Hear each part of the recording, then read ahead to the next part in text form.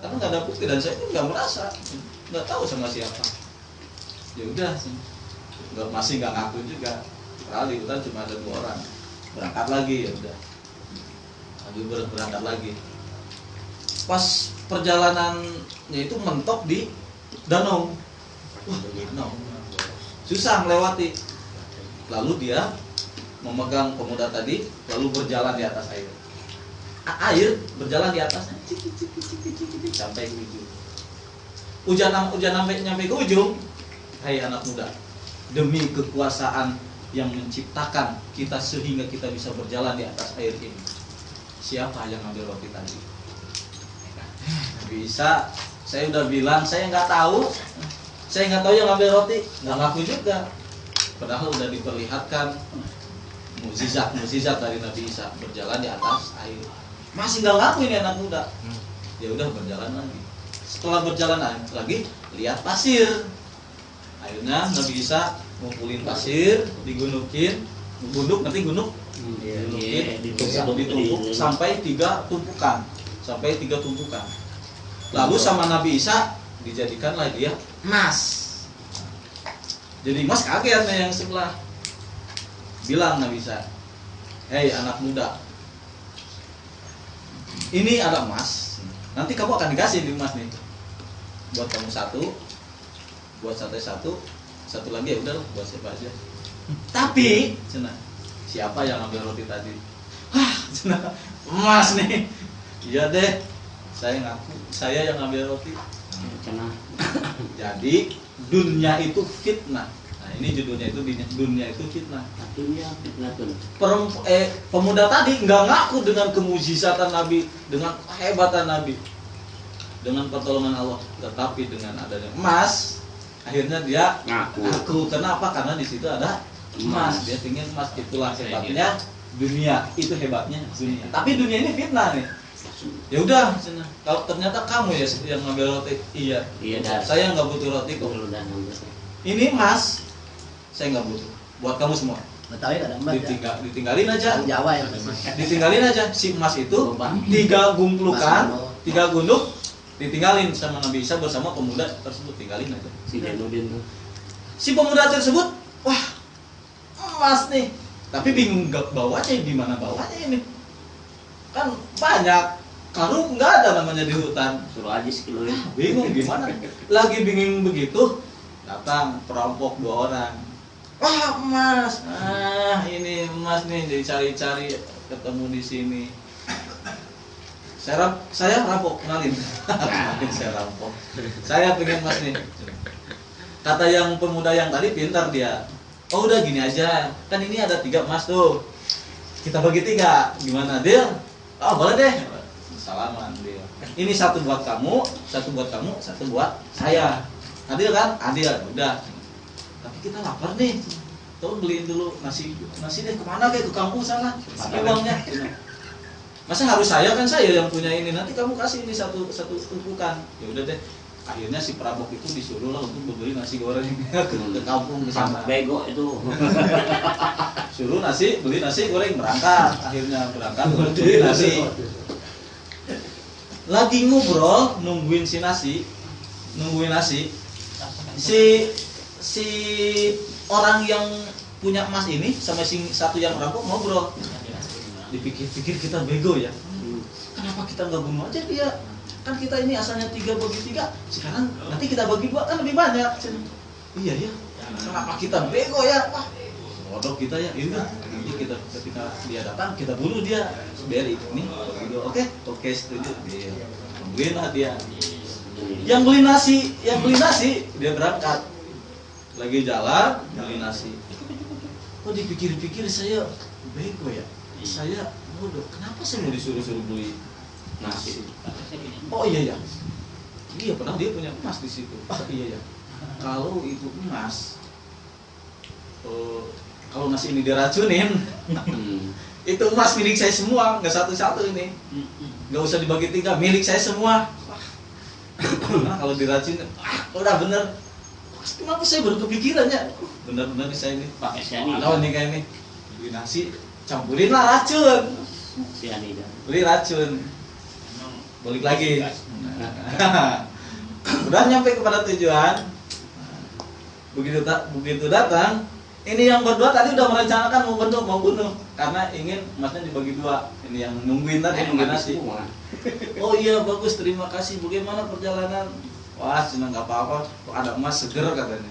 Ya udah senang. Ayo kita makan nasi ini. Dibunuhlah dari belakang oleh temennya yang satu lagi. Cepret, mati. Udah mati tuh. Sekarang ini tinggal berdua nih. Mas kita bagi dua. Ayo bagi dua. Tapi sebelum bagi dua lapar nih kita nih. Lapar nih. Mati semua makan racun. Akhirnya dimakanlah nasi tersebut. Akhirnya gimana? Tergeletak semuanya, mati tiga-tiganya. Karena apa? Karena dunia. Nah ini dunia ini fitnah. Jadi dunia itu fitnah. Kita kejar-kejar dunia, akhirat sampai ketinggalan. Jangan begitu juga. Jadikanlah dunia itu ladang untuk di akhirat. Untuk berjalan kaki untuk menuju akhirat. Jangan fokus ke dunia sehingga lupa akhirat. Akhirnya seperti tadi orangnya mati tiganya. Karena apa? Karena dunia itu mati. Setelah itu datang Nabi Isa bersama murid-muridnya, bersama murid Nabi Isa. Ini tiga-tiganya meninggal. Nah, ini dunia fitnah. Dunia itu fitnah. Akhirnya itu dunia sama semuanya nggak dimiliki. Gitu. Wallahu a'lam. Kita ngaji tahu. Bismillah. Bismillahirrahmanirrahim. Oh ininya dibagiin dulu tauhid yang 50-nya. Pak Herman dibagiin. Pak Mas. Bismillahirrahmanirrahim. Faqala al-musannifu rahimahumullahu ta'ala wa nafa'ana bihim wa bi ulumihim wa bi barakatihim fid dharaini amin. Wa yajibu lan wajib fi haqqihi ta'ala ing dalam hak Gusti Allah taala opo al hayatu sifat hayat. Kita sudah menerangkan sifat wujud kita maupun mutlafatul hawadisi yang binafsi wadanya ilmu hayat semuanya udah di ngaji. Sekarang tinggal hayat hidup.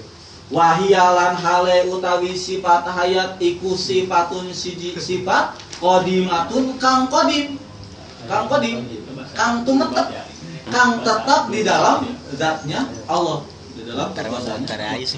Imatun kang jumeneng kang hidup bidatihi kalawan zatnya Gusti Allah taala halim Gusti Allah. Tusahihu lan ngesahaken lahu mari ikilah Gusti Allah opo ayat tasifat ingin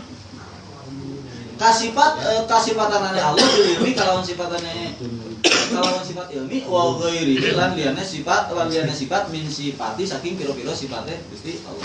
Nanti kita terangkan sekaligus. Wadidu halon utawi lalawanane sifat hidup hayat iku al mautu sifat maut. Wa dalilulan utawi dalile sifat maut iku ala dalika ing atase mengkono sifat hayat. Anahu satuna Gusti Allah laukan alamun Gusti Allah iku maitan mati lam yakun mangka bukti Allah iku qadiron kang kawasa qadirun kuasa iku qadiron kang kawasa wala muridan lan ora ngarsakeun tidak akan mengadakan wala aliman lan ora weruh wa huwa lan hale utawi itu sifat Gusti Allah tidak kuasa tidak hidup tidak mati iku ma'lum mustahil. Kita terangkan dulu. Dibuka ini dulu. Udah wajib akidah yang 50 baca dulu itu ya. Bismillahirrahmanirrahim. Udah. Wajib ke seluruh mukallaf memarifatkan pada akidah yang 50 saimannya serta diganjar kalau mukallaf memarifatkan pada akidah yang 50 tidak saimannya serta disiksa kalau mukallaf tidak memarifatkan pada akidah yang 50 Kalau nama akidah patokannya gini, idrokun jazimun bihaizu la yaqahu ma'ahu taratudum wa bikulil waqi'i nasi'un ang dalili penemuan yang jazim yang tak kena keraguan yang sama dengan buktinya yang muncul dari dalilnya. Mana buktinya akidah yang 50 itu? Yaitu ini 20 yang wajib di Allah serta 20 yang mustahil di Allah serta 1 yang jaiz di Allah. 20 tambah 20 tambah 1 jadi 41. Yang begini dinamakan akidah uluhiyah. 4 yang wajib di para rasul serta 4 yang mustahil di para rasul serta 1 yang jaiz di para rasul. 4 tambah 4 tambah 1 jadi 9. Yang begini dinamakan akidah nabawiyah. 41 dan 9 jadi 50. Mana satu persatunya akidah yang 50? Yaitu ini wujud tidak baqa khalafatul hawadisi qiyamu binafsihi wadaniyah qudrat iradah ilmu hanya sama basur kalam qadiran muridan aliman hayyan sami'an basiran mutakaliman. Adam hudus panamu masalah lil hawadisi iriyan tahadud ajzun karoha jahlun ma'asoma ama abakam ajzan kalian jarilan laitan asoma ama abakama. Lalu ditambah 1 dengan sifat yang jaiznya membuat sesuatu bisa mungkin dengan tidaknya. Lalu kalau akidah nabawiyah yang 9 sidik patona amanah tabligh kitbul balada khianat dengan khidmat arad syariah itulah yang ke-9. Ininya udah pada kebagi semua belum? Dibagi dong, dibagi ini nih. Ini nggak dibagi, badan tuh 2 tuh. Coba Oh, ada di badan kamu bisa ditulis. Ada nggak? Sis, berapa lo sis? Udah. Udah efek tuh belum ini Tuh. Masih banyak ada. Ya Pildacil tuh. Sekarang lihat tarif wajib akli. Ada tarif wajib akli. Ganti di situ wujud dengan hayat.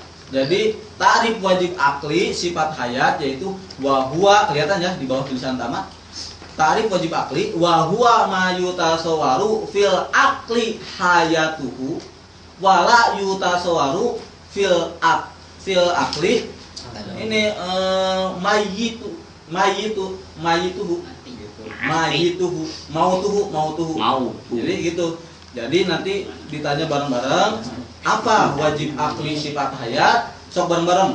Wa huwa ma yutasawaru fil akli hayatuhu wala yutasawaru fil akli mautuhu. Maut mayit.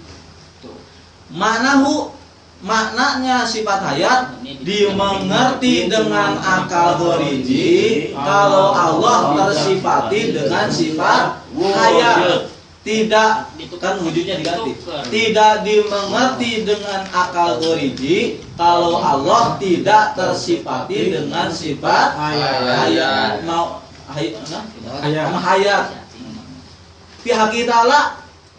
Bagaimana haknya Gusti Allah dengan sifat hayat? Sah imannya serta diganjar kalau mukallaf memarifatkan yang Allah tersifati dengan sifat hayat. Tidak sah imannya serta disiksa kalau mukallaf tidak memarifatkan yang Allah tidak tersifati dengan sifat hayat. Udah, tiga. Sekarang dari Pak Herman ke sini dibaca. Waduh. Ya, dari ini siapa? Zainuddin ke sini. Lihat nih. Bagaimana ta'rif hayat? Bareng-bareng ya. Ini dari Zainuddin ke sini yang ini diam. Stop. 1 2 3 cus. Bagaimana ta'rif sifat hayat? Wa huwa ma'ruf bil amri hayatuhu wala yutasawaru fil amri mautuhu. Bagaimana maknanya sifat hayat? Dimengerti dengan al-Ghariji kalau Allah tersifati dengan sifat hayat. Tidak dimengerti dengan al-Ghariji kalau Allah tidak tersifati dengan sifat hayat. Haknya Allah tentang sifat hayat sahibanya diganjar kalau mukallaf memarifatkan yang Allah tersifati dengan sifat hayat. Tidak sahibanya serta disiksa kalau mukallaf tidak memarifatkan yang Allah tidak tersifati dengan sifat hayat. Jadi akal Ghariji ini begini. Kalau lihat gunung, bukan dilihat gunungnya, tapi dilihat siapa yang menciptakan gunung. Itu akal Ghariji itu begitu. Lihat gunung, bukan dilihat gunungnya, tapi dilihat yang tersurat dan tersirat. Coba dari Pak Zainuddin ke sini, Pak Zainuddin ikut lagi. Bagaimana sifat hayat tarif aklinya? Wa huwa ma'yutasawaru fil amri hayatuhu wa la yutasawaru fil amri mautuhu. Bagaimana mana sifat hayat? Dimengerti dengan akal Ghariji kalau Allah tersifati dengan sifat hayat. Tidak dimengerti dengan akal Ghariji kalau Allah tidak tersifati dengan sifat hayat. Bagaimana hak Allah tentang sifat hayat?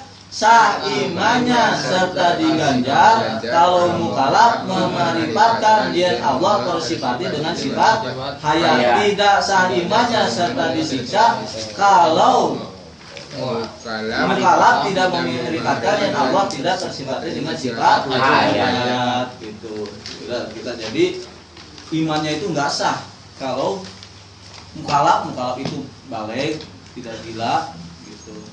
Terus ya itulah pokoknya imannya itu tidak sah kalau tidak yakin, tidak meyakini bahwa Allah itu tersifati dengan sifat hayat. Kita terangkan dulu ya.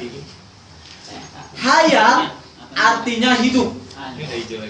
Hayat, udah ini tauhid agak penting. Hayat artinya hidup. Jadi Allah itu hidup, ya. Kita harus yakin bahwa Allah itu hidup. Lawan dari sifat hidup maut atau mati. Kita harus yakin bahwa Allah itu tidak mati. Kalau kita wah Allah ini mati, berarti imannya tidak sah. Jadi harus meyakini bahwa Allah itu tidak mati dan Allah itu hidup. Sifat hayat adalah sifat qadim. Apa Mang Qadim itu? Mang Qadim itu apa sih Kang Qadim itu? Qadim itu adalah tumetep, tetap di dalam zatnya Gusti Allah. Jadi sifat hayat itu adalah sifat qadim yang artinya sifat yang tumetep di dalam zatnya Allah, yang tetap ada di dalam zatnya Allah. Jadi sifat hayat itu ada di dalam zatnya Allah. Tetapi kita harus paham zat Allah.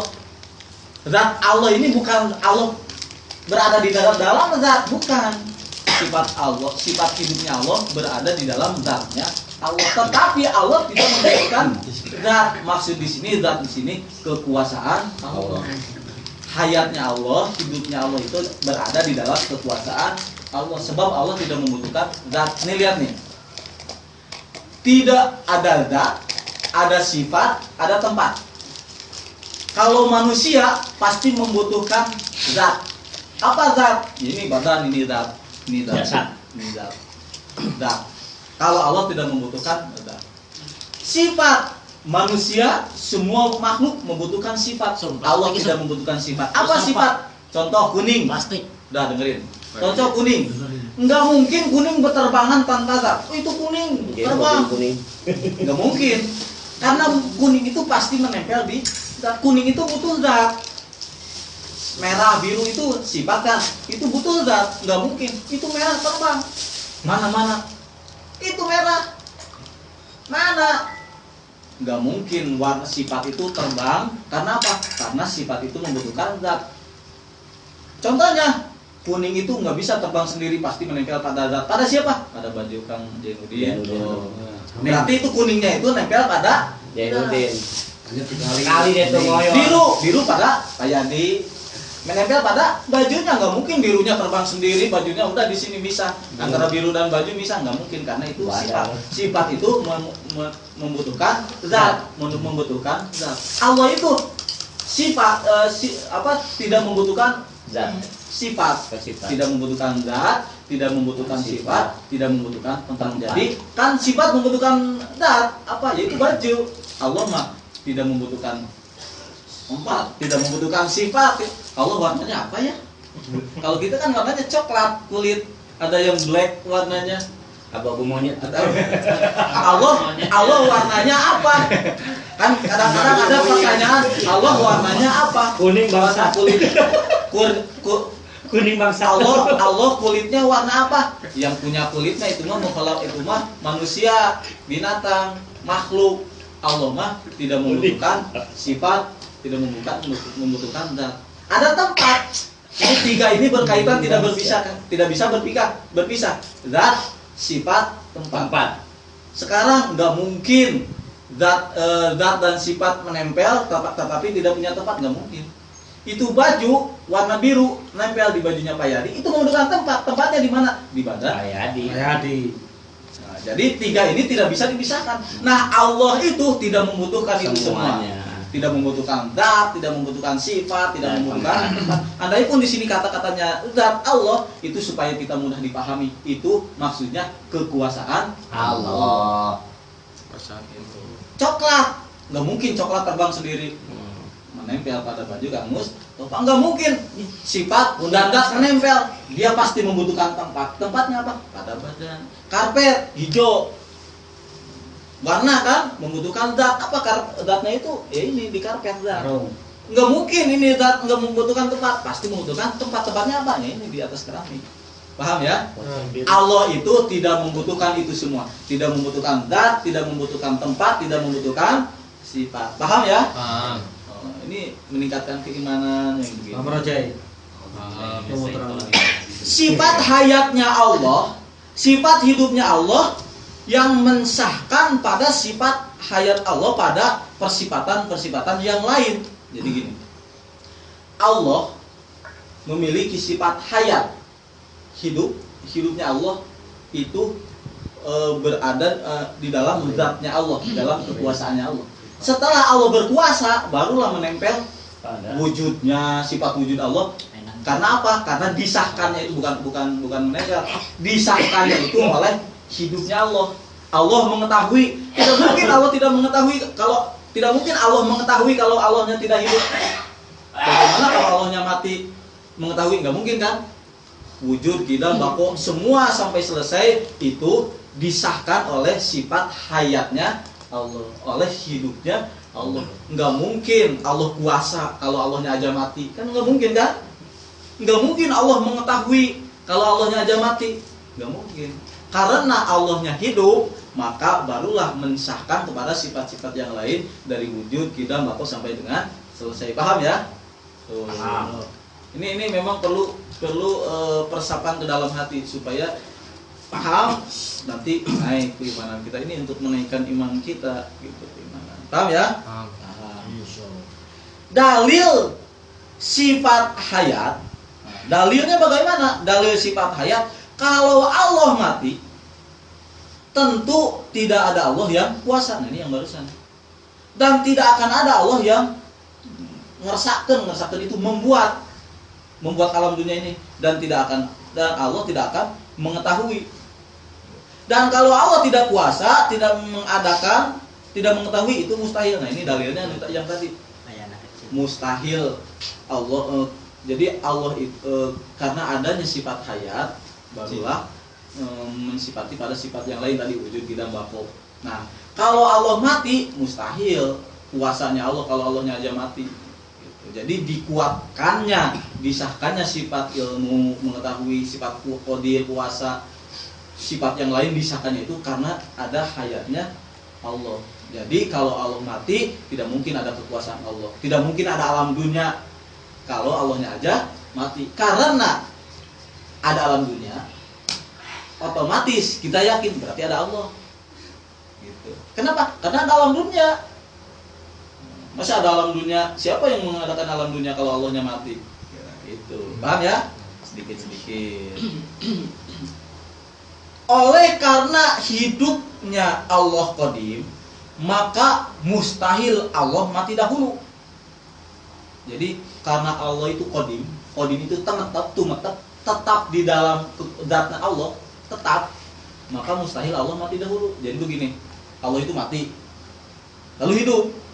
Nah, mustahil karena qadim, sifat Allah itu qadim. Qadim itu tetap di dalam kekuasaannya Allah. Jadi Allah itu hidupnya tidak ada awalnya. Dari awal, bukan dari awal. Pokoknya tidak ada awalnya, tidak ada mati dulu. Kalau kita kan sebelum ada nggak tahu di mana. Mungkin bapak kita lagi main belum apa, lalu gabung sama ibu kita, jadilah kita. Berarti kita seolah-olah sebelumnya nggak ada kan? Kalau Allah mah nggak begitu, ada dari tadinya udah. Paham ya? Begitu. Dan mustahil Allah mati kakapungan, kalau bahasa Sunda begitu. Terkadang hidup, terkadang mati. Mustahil Allah terkadang hidup, terkadang mati. Jadi istilahnya misalkan Allah itu terkadang hidup, terkadang mati. Kayak manusia kan kadang-kadang wah makan segala macam, kadang-kadang tidur juga. Gitu. Itu aja. Nah, itu terkadang hidup, terkadang mati. Allah mah nggak ada tidurnya, nggak ada matinya, nggak ada terkadang-terkadangan. Allah itu hidup selama-lamanya. Jadi yang pertama, Allah itu tidak ada mati dahulu lalu hidup, tidak. Itu mah makhluk. Allah itu tidak ada terkadang hidup, terkadang mati. Kita kan asalnya nggak ada, hitung aja mati, lalu hidup. Terus nanti mati lagi, terkadang hidup, terkadang mati. Kita. Yang ketiga ada lagi, Allah itu tidak terujungi dengan mati. Kalau kita pasti terujungi dengan mati karena makhluk. Allah mah tidak terujungi dengan mati. Nah, kita harus meyakini bahwa Allah itu hidupnya itu qadiron. Tetap tidak didahului dengan mati hidupnya Allah itu. Tidak terkadang hidup, terkadang mati. Tidak juga setelah hidup baru mati. Tidak, itu mah semua pada makhluk. Tuhan bukan kasih Tuhan. Kalau Nabi Isa, nih, kalau ini logika aja, nggak usah pakai dalil deh. Kalau Nabi Isa, kan asalnya nggak ada, lalu dilahirkan sama Siti Maryam jadi hidup, lalu mati. Kira-kira itu Allah atau manusia? Coba dijawab, Allah atau manusia? Manusia, karena apa? Dia mati dulu, lalu hidup, lalu mati. Nah, kita buka otak kita mulai greget gitu ya. Nabi Isa itu sama dengan kita, makhluk. Kalau memang Nabi Isa Tuhan, dia nggak akan mati. Masa mati apalagi disalib gitu. Kasih, aduh. Iya kan nanti kan makhluk kan secara dohir, secara jasad, secara jasad, ya. Tapi kita mah bicara dalil aja ya, terserah itu mah ya, masing-masing punya keimanan. Cuma saya hanya ayo buka argumentasinya, Jadi setiap yang hidup mati, terus hidup, terus mati lagi, berarti itu mah udah selesai. Dibahas ke sana nggak akan ada ujungnya. Tetapi kita punya keyakinan sendiri, itu mah makhluk. Kalau awalnya tidak terdahului dengan mati, lalu terus hidup dan tidak ada ujungnya, berarti itu mah Allah. Tidak mati dahulu, tidak, langsung ada, terus hidup dan tidak terujungnya dengan mati, itu Allah. Selain diri itu makhluk, titik, udah selesai. Beda pendapat silakan, paham ya?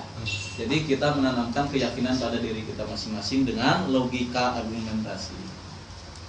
Hayat Allah itu mukhalafah, berbeda dengan makhluknya, hidup makhluknya. Allah hidup, makhluk hidup.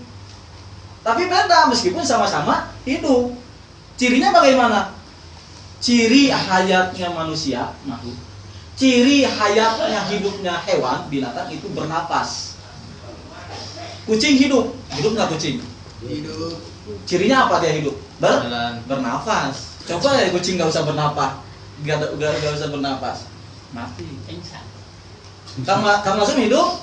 Hidup. Kenapa dia bernapas?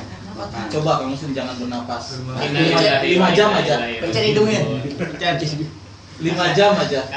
Mati. Kenapa enggak bernapas? Nah, ini membuka logika kita. Ini membuka logika kita. Jadi cirinya manusia, binatang yang hidup itu bernapas. Allah hidup, bernapas tidak? Tidak, Allah tidak bernapas. Yang bernapas mama makhluk tuh nempel keyakinan pada kita. Oh iya, Allah hidup, kita hidup. Tapi Allah mah tidak bernapas, kita mah bernapas. Padahal sama-sama hidup. Kita nggak ada napas saja masih oksigen. Allah nggak perlu napas, nggak perlu oksigen. Allah tidak bernapas. Mau kalau patul hawa di sini. Cirinya satu bernapas. Kalau hidupnya makhluk seperti pohon kan kecil nih, lalu hidup, jadi gede, itu sama hidup, tapi beda hidupnya dengan hidupnya Allah. Cirinya apa kalau pohon? Keras, zat ada di dalam. Dan Allah mah tidak membutuhkan zat, tidak membutuhkan sifat, tidak membutuhkan tempat. Itu mah pohon hidup, keras dan berada di dalam zat, tumbuh. Itu hidupnya pohon. Jadi Allah hidup, manusia, hewan hidup, tumbuh-tumbuhan hidup, tetapi beda semuanya hidup. Allah hidup tidak bernapas, tidak membutuhkan napas. Kita hidup membutuhkan napas. Paham ya? Sedangkan ciri hidupnya Allah, nah bagaimana ciri hidupnya Allah? Nah ini nih perlu pembukaan otak supaya lebih cermat lagi. Manusia hidup, cirinya apa tadi? Bernapas. Binatang hidup, cirinya apa? Bernapas. Pohon hidup, cirinya apa? Keras, ada zatnya. Allah hidup, cirinya apa? Allah hidup, cirinya apa? Adanya orang. Adanya langit, bumi beserta isinya. Tuh, jadi yakin kepada kita. Oh iya, saya yakin sekarang bahwa Allah itu hidup. Kenapa? Kenapa saya yakin Allahnya hidup? Karena ada langit, ada bumi, ada kita, ada alam, ada ciptaannya, Ada planet-planet. ada segala macam, ada gorengan, segala macam. Itu ciri Gusti Allah. Ada. Itu ciri Gusti Allah hidup. Allah mati mungkin nggak? Allah mati mungkin nggak? Nggak mungkin. Kenapa? Karena dalam dunia ada bumi. Kalau bumi nggak ada, alam dunia nggak ada, baru kita pertanyakan Allah hidup nggak? Karena bumi nggak ada, langit nggak ada, makhluk nggak ada, baru bisa dipertanyakan. Tapi karena ini langit ada, bumi ada, makhluk ada, itu menjadi dalil bahwa kita menjadi keyakinan bagi kita bahwa Allah itu hidup. Paham ya? Nggak usah panjang-panjang, kesimpulan hayatnya Allah dan hidupnya makhluk tidak ada titik sama. Titik, udah selesai. Allah hidup, makhluk hidup, tumbuhan hidup, sama-sama hidup, tetapi tidak ada titik sama sedikit pun hidupnya Allah dengan seluruh makhluk. Gitu. Paham ya? Itu meningkatkan keimanan kita. Malah keterangan menjelaskan sangat bermanfaat bila seorang sering membaca ya Hayyu ya Qayyum, ya Hayyu ya Qayyum, la ilaha illa anta. Ya Allah yang menghidupkan dan Allah yang menghidupkan, ya Qayyum dan yang mematikan. Ilaha illa anta, enggak ada lagi selain kamu. Begitu berzikir ya Hayyu ya Qayyum ya Hayyu. Terbayang di sini pakai hati, pakai otak. Allah yang menghidupkan, Allah yang mematikan. Artinya seluruh alam dunia akan mati, seluruh alam dunia akan hancur, seluruh taksi akan hancur, seluruh Uber akan hancur. Jangankan Uber, GrabCar, Bajaj, alam dunia akan hancur karena apa? Karena Allah yang menghidupkan dan mematikan. Semuanya akan hancur, semuanya akan mati, presiden akan mati, Gorengan akan hancur. terus presiden akan mati, wakilnya akan mati, menteri-menteri akan mati, apalagi tukang cuci mobil itu pasti akan mati. Semuanya akan mati. Yang hidup cuma satu, siapa? Allah. Tempelkan, ya hayu ya qayyum. Oh, dunia akan hancur. Oh, presiden akan mati, Hitler aja segitu gagahnya mati, apalagi ya, apalagi tukang gorengan udah tua, sama-sama kan mati. Yang hidup cuma satu, hanya Allah. Tuh. Ada lebih lengkap lagi ya, hayu ya qayyum ya dzal jalali wal ikram, boleh. Jadi gitu. Karena dengan sifat hayat Allah tersifati dengan sifat, karena dengan sifat hayatnya Allah tersifati dengan sifat wujud kita mako yang tadi, karena Allah hidup barulah wujud kita mako sampai selesai tersifati dari sifat hayat tersebut. Sekarang lawannya dari sifat hayat menurut istilah, jadi sifat hayat lawannya sifat hayat, dua perkara yang tidak bersamaan adanya. Jadi begini. Jadi dan tidak bersamaan tidak adanya begini. Kang Maksum hidup. Kang Maksum mati enggak? Enggak mungkin, karena Kang Maksumnya hidup. Enggak mungkin ya hidup ya mati, enggak mungkin. Jadi Ada juga ya. jadi lawan dari sifat hayat itu dua perkara yang tidak bersamaan adanya dan tidak bersamaan tidak adanya. Kang Maksum hidup. Nih udah jelas nih Kang Maksum hidup. Berarti tidak mungkin Kang Maksum mati. Karena apa? Karena tidak bisa berbarengan antara hidup dan mati. Paham ya? Paham. Dan tidak mungkin Kang Maksum mati. Aduh, saya kelamaan sononya yang jelek-jelek. Nah, udah gitu deh. Tapi kalau wajib ada salah satunya, pasti wajib tidak ada yang lainnya. Kang Maksum ada, berarti tidak mungkin tidak ada. Terus gini, Kang Mustafa ada di mes, ada di sini lagi ngaji, nggak mungkin ada di Senen, nggak mungkin ada di Pasar Bo, Bandung waktu itu. nggak mungkin ada di Jatinangor. Kata istrinya, Kang Mustafa ada di Jatinangor, hore, kata istrinya begitu. Nggak mungkin, karena Kang Mustafanya ada di sini, tidak bisa. Yang satu ada, yang satu tidak ada, tidak bisa. Jadi hidup ya hidup. Kalau di sini hidup, berarti yang lain tidak, yang mati enggak. Kalau di sini ada, berarti di lain tempat enggak ada. Paham ya kira-kira ya? Hidup dan mati mustahil Allah ya hidup ya mati, mungkin enggak mustahil. Jadi Allah itu hidup ya, mati iya, ya mungkin. Jadi Allah itu tidak mungkin hidup iya, mati iya, tidak mungkin. Karena hidup berarti tidak mustahil mati. Dan mustahil Allah tidak hidup, tidak mati. Jadi hidup tidak, mati tidak, tengah-tengah. Mati tidak, hidup tidak, nggak mungkin.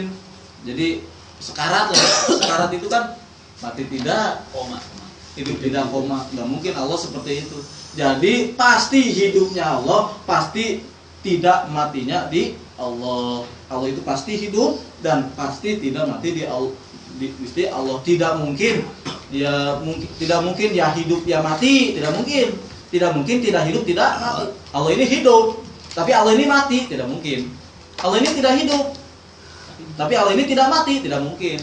Allah tidak hidup, tidak mati, tidak mungkin. Allah hidup, Allah mati, tidak mungkin. Jadi Allah itu pasti hidup dan pasti tidak mati. Yang dimaksud oleh mati mati yang mustahil di Allah ada 5. Mustahil di Allah matinya, mautnya itu ada 5. Apa saja?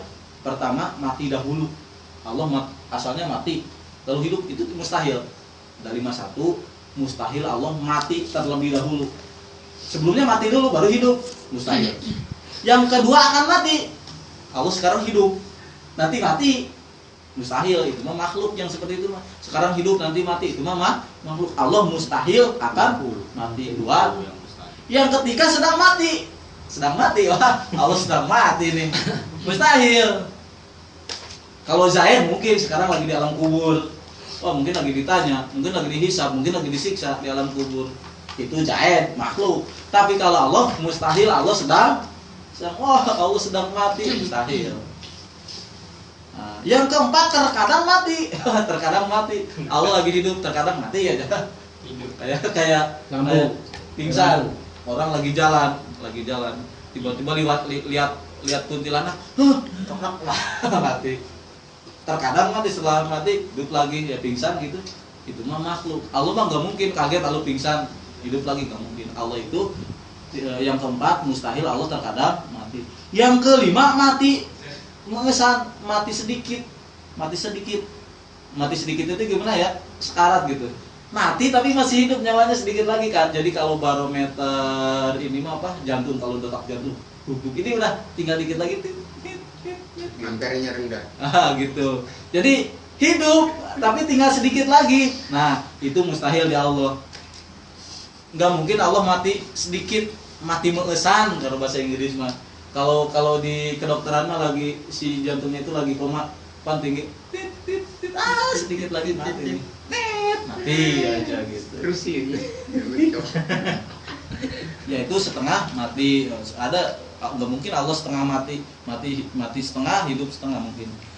Susunan dalil sifat hayat begini, kalau Allah mati pasti tidak kuasa, tidak mampu, dan tidak akan ngesahkan mengadakan, dan tidak akan mengetahui. Kalau Allah tidak kuasa, tidak mampu, tidak mengetahui, itu mustahil ya yang tadi. Jadi Allah jadi tidak mungkin Allah mengetahui kalau Allah tidak hidup.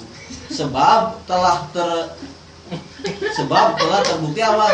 Adanya alam dunia. Atuh mustahil Allah mati, jadi wajib hidupnya.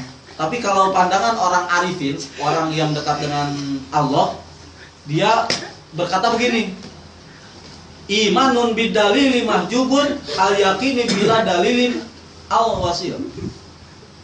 Yang iman oleh dalilnya itu masih terhalangi. Jadi begini, kalau menurut orang arif, orang yang dekat dengan Allah, kalau kita yakin kepada Allah hidup, tetapi masih membutuhkan dalil, itu nggak nyampe katanya.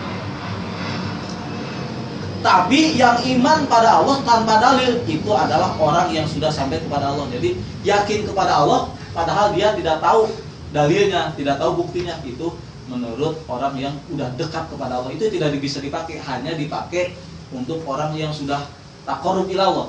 Orang yang udah dekat dengan Allah, banyak ibadahnya, dia meyakini Allah hidup, dia yakin kepada sifat-sifat yang wajib bagi Allah tanpa perlu dalil.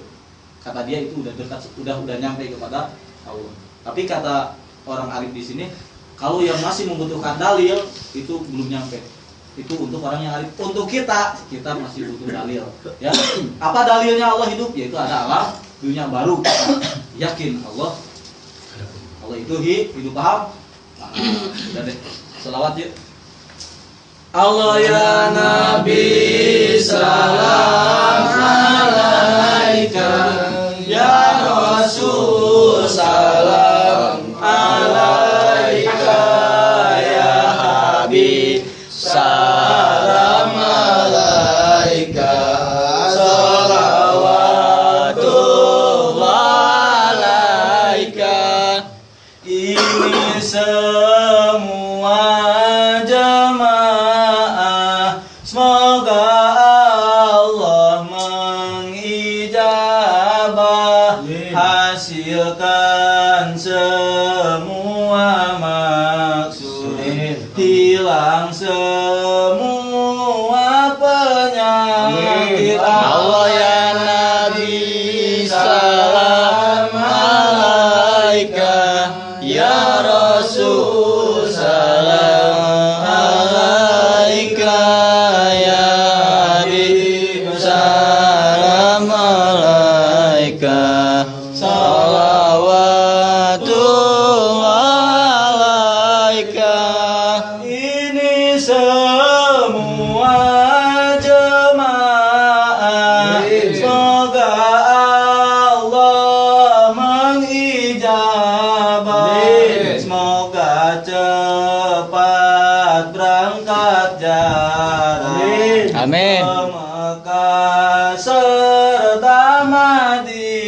Amin. Allah ya Nabi salam alaika, ya Rasul salam alaika, ya Habib salam alaika, salawatullah alaika.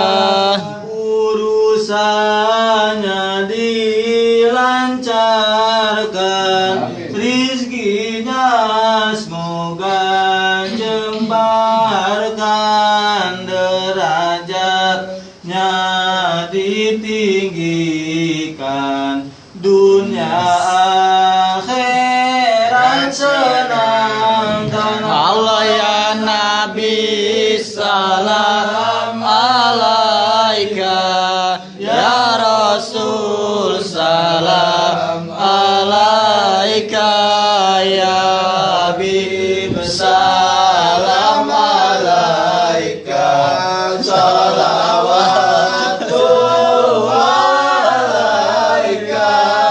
Umurnya semoga panjangkan, hidupnya semoga berkahkan, matinya semoga baguskan, dari siksa dijauhkan. Allah ya Nabi salam alaika, ya Rasul salam alaika, ya Habib salam alaika, salawatullah alaika. Ilmunya dimanfaatkan, serta semoga dibanyakan. Amin. Amalnya semoga ikhlaskan, serta sampai dikabulkan. Amin. Allah ya Nabi salam alaika, ya Rasul salam alaika, ya Habib salam alaika, salawatullah alaika. Kami umat akhir zaman, kami sangat penasaran, ingin berjumpa junjunan untuk turut serah badan. Allah ya Nabi salam alaika, ya Rasul salam alaika, ya Habib salam alaika, salawatullah alaika. Bagja yang lihat paduka, dua yang mulia leluhurnya, telaga Kausar paduka, tabungan kami semua. Allah ya Nabi salam alaika, ya Rasul salam alaika, ya Habib salam alaika, salawatullah alaika. Di yaumil akhir semoga kami menjadi bersama. Amin. Dengan ibu bapa Amin. saudara-saudara Amin. serta guru-guru kami.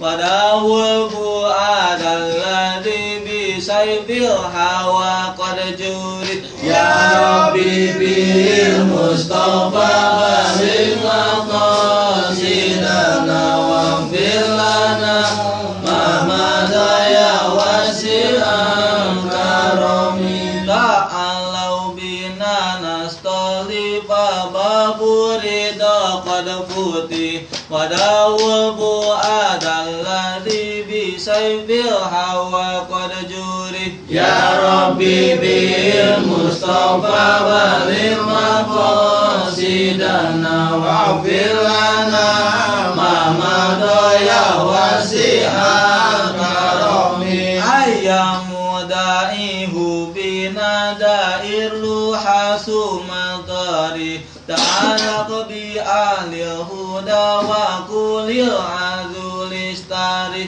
يا ربي بالمصطفى بلغ مقاصدنا واغفر لنا ما مضى يا واسع الكرم يا Fatihah. Bismillahirrahmanirrahim. Alhamdulillahirabbil alamin.